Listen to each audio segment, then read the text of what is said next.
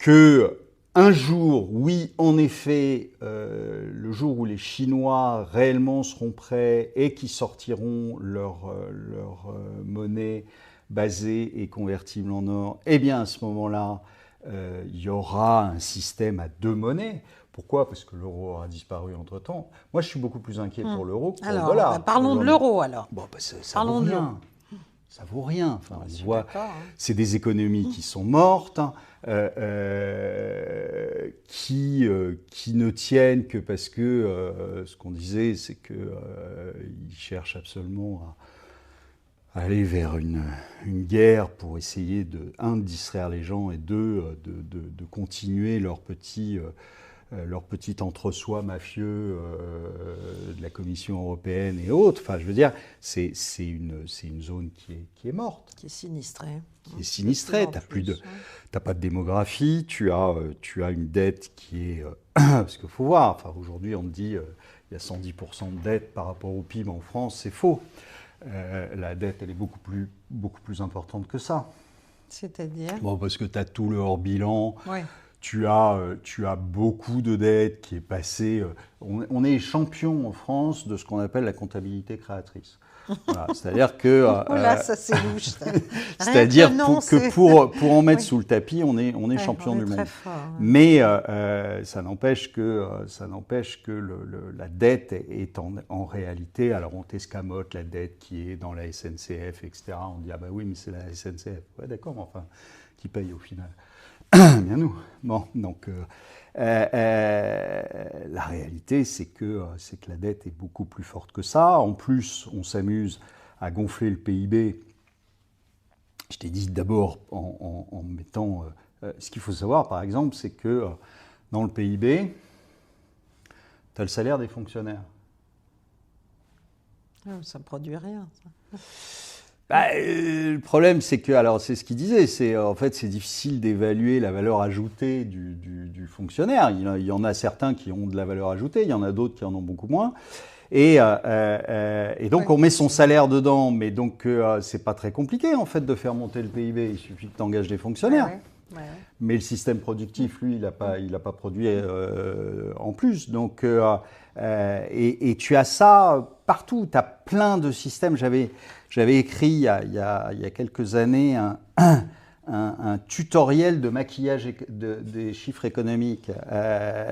Parce que les chiffres du chômage, les chiffres de l'inflation, les chiffres du PIB, tout ça, c'est des chiffres qui sont calculés, mais qui n'ont aucune existence réelle.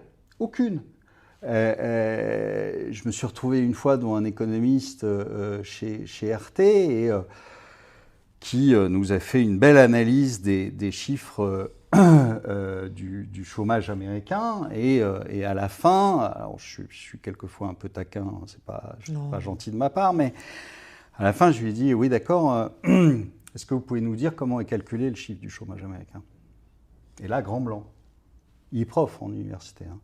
Il était incapable de me le dire. Donc, et tous ces chiffres-là ne sont pas des chiffres réels. Tu as un truc qui est très facile si tu veux des chiffres réels sur le chômage américain, puisque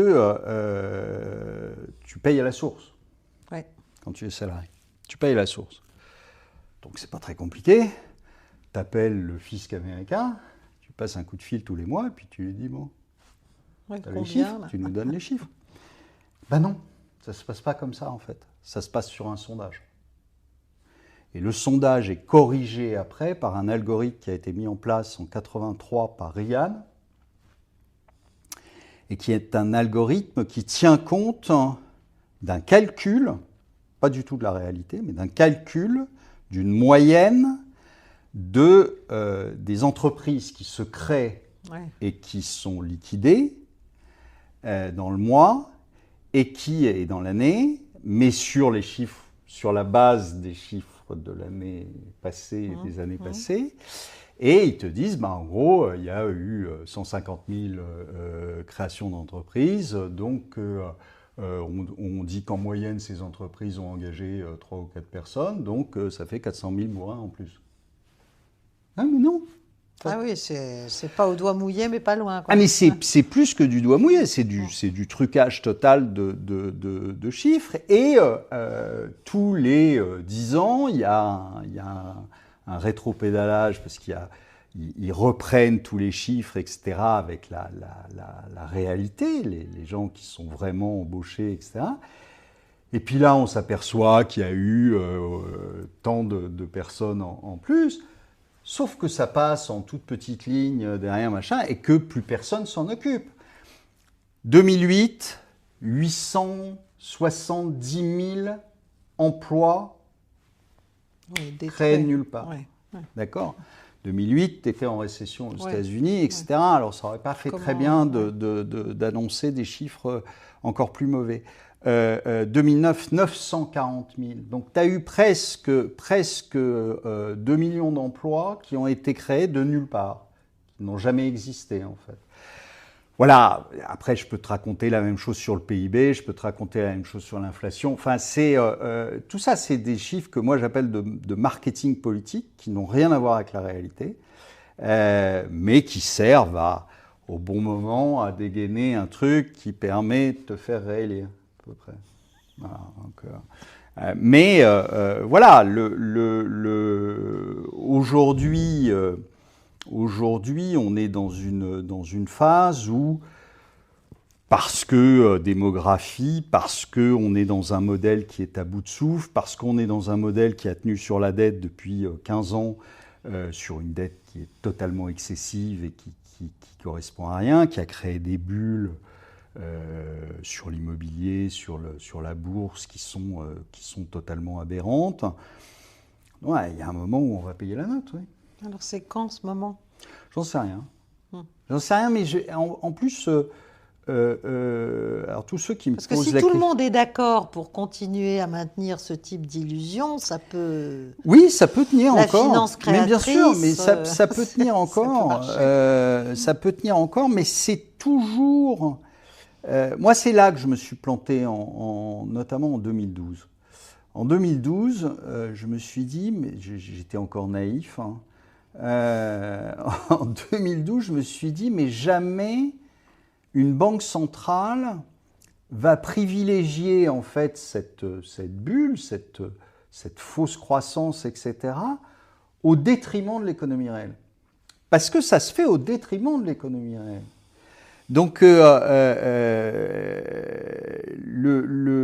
c'est pas simplement l'entretien d'une illusion, un petit nuage qui serait bénéfique. Non, pas du tout. Tu payes la note à la fin. Tu payes la note en impôts, tu payes la note en pauvreté qui a explosé aussi bien aux États-Unis qu'en Europe. Voilà, donc la note, elle est salée. Tout ça pour entretenir une illusion et tout ça pour en fait que la caste qui est aux manettes puisse continuer à se faire des petites parties fines.